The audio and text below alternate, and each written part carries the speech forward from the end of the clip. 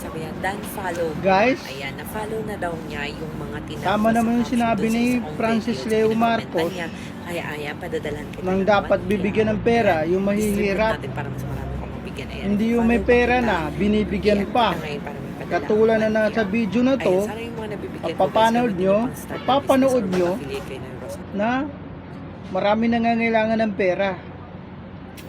Ayan guys, panurin po natin ang sinabi ni Francis Leo Marcos ni Mangusin. Ito ha, ito walang biro ito. Si Rosmar Tan Pamulaklakin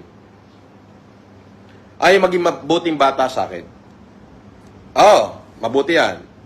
Actually, ninong ako sa anak niya. Pasensya na Rosmar ha. Ninong ako sa anak niya. Yes, sa akin na invitation. But nung nakita ko siya na nandun kay Diwata, nagbigay ng 1 million at nagbigay ng bahay at kung ano-ano, hindi ako pumatin sa binyag ng anak niya. Pasensya na. Hindi sa totoo lang, ako'y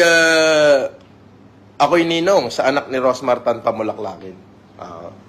May 14 ho yun, alas 6 ng hapon sa Tagaytay. Pero nung naisip ko lang, sabi ko, wala akong ano kay Ros kasi mabait na bata yan eh. Hindi tumalikod sa akin yan ni minsan. Hindi siya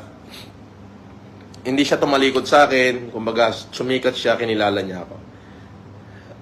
Pero kasi ako yung taong may prinsipyo. Kumbaga, tinawag niya ako para baka daw gusto kong mag-ano kay Diwata. Katulad nung unang sinabi ko, mayaman na yan.